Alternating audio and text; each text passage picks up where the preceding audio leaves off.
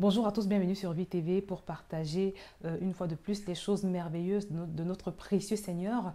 Et aujourd'hui, on va parler encore de communion avec le Saint-Esprit, de communion avec Dieu. Parce que la dernière fois, je le rappelle rapidement, on a vu que pour le Seigneur, pour Dieu qui nous a créés, la chose la plus importante pour lui, c'est d'avoir une communion avec Dieu. Parce que c'est ce que Dieu avait dans sa pensée au moment où il créait l'homme. Donc ce n'est pas le but premier. C'est-à-dire quand on est avec Dieu dans notre vision, il doit plus être question de vivre dans cette communion, dans cet attachement avec Dieu, de marcher avec Dieu. Et aujourd'hui, donc, on va voir trois façons d'entrer en contact avec Dieu. Parce que c'est vrai que la plupart des gens me disent, Josiane, à chaque fois tu nous dis qu'il faut qu'on ait de la communion avec Dieu, il faut qu'on s'approche de Dieu. Mais comment est-ce qu'on peut faire pour pouvoir s'approcher de ce Dieu-là? Alors aujourd'hui, on va voir trois façons. Donc la première des choses, c'est de prier. Parce que dans tout ce qu'on veut atteindre comme objectif, il faut toujours commencer par prier. Parce que tout ce qui n'est pas fait dans la prière n'est pas fait du tout. Alors si vous avez sincèrement l'intention de vous engager avec Dieu, de vous intégrer dans son plan, dans sa vision, de faire un avec lui, la première des choses, c'est de lui demander sincèrement. Parce que Jésus dit dans sa parole que sans lui, nous ne pouvons rien faire. Donc tu as besoin de Dieu pour tout ce que tu vas entreprendre. Donc lui demander son aide, son soutien, son appui, sa capacité surnaturelle, lui demander de se révéler à toi, c'est la première des choses à faire. Et une deuxième chose à faire, c'est chercher à découvrir Dieu à travers sa parole.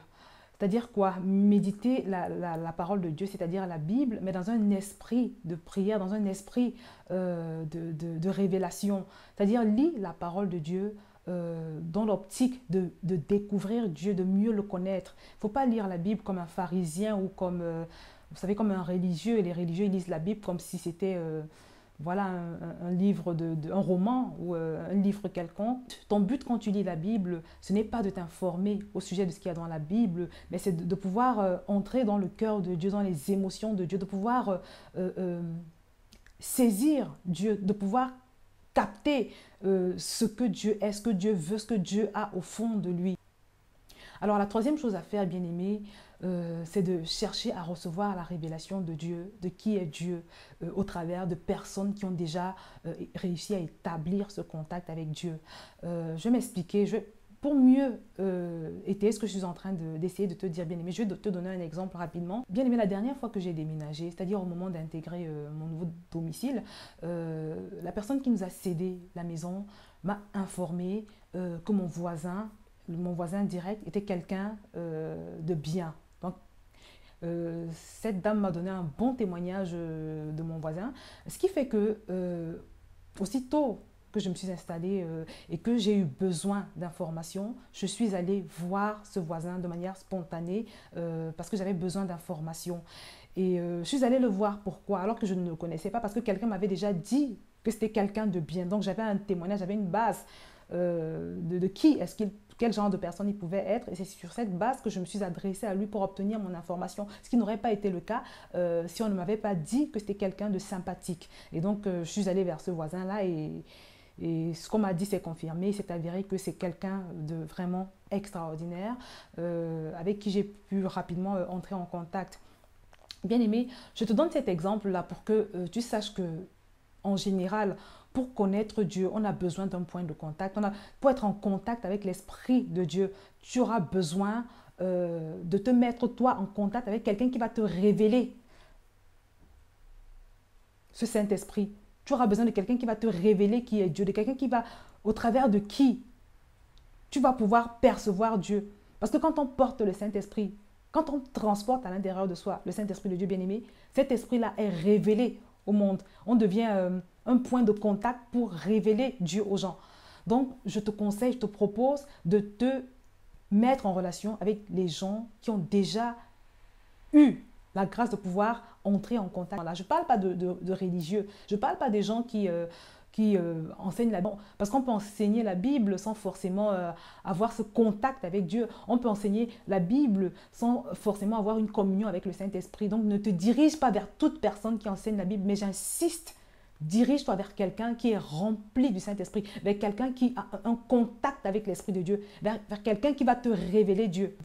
En ce qui me concerne personnellement, bien aimé, s'il est vrai que Dieu s'est révélé à moi alors que j'étais dans ma chambre, j'ai pu mieux connaître Dieu parce que j'ai été conduit, le Saint-Esprit a conduit mes pas vers un endroit où les gens étaient remplis du Saint-Esprit. Et ce sont ces personnes-là qui m'ont révélé Dieu. Quand j'ai eu le privilège de pouvoir commencer à fréquenter une église réveillée, par exemple, bien aimé, je vous assure, ma vie a complètement changé. Parce que je me suis retrouvée au contact de personnes qui étaient bouillantes pour le Seigneur, de personnes qui étaient remplies du Saint-Esprit. Et ce sont ces personnes-là qui m'ont communiqué, qui m'ont contaminé, si je peux dire ça comme ça, qui m'ont transféré ce que j'ai pu recevoir et développer par la suite et ce que je suis à mon tour en train de vous transférer, bien aimé. Donc, rapproche-toi, fréquente des personnes qui sont connectées à l'Esprit de Dieu parce que ces personnes vont t'aider à mieux connaître Dieu. C'est-à-dire l'Esprit de Dieu va t'être révélé au travers de ces personnes. Je me rappelle dans la première église réveillée que j'ai fréquentée, bien aimé, toutes les étapes du culte étaient des moments de bénédiction intenses pour moi. Pendant la louange, j'étais abondamment bénie comme jamais par le passé. Et pourtant, je fréquentais une église auparavant où je faisais même partie de la chorale. Mais je n'avais jamais été bénie de cette façon. Parce que quand le Saint-Esprit remplit les gens bien-aimés, tout ce qu'ils font devient surnaturel. Ils vont chanter, mais de manière surnaturelle. Pendant qu'ils vont chanter, ils vont te transférer quelque chose.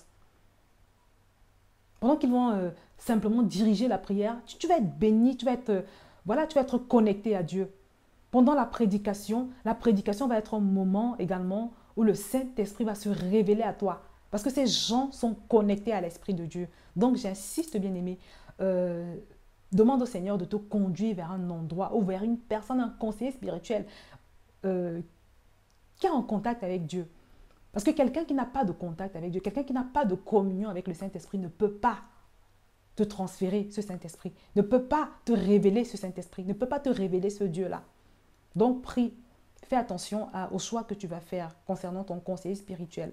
Je m'arrête donc là pour aujourd'hui et je te dis à très bientôt sur VTV. Au revoir.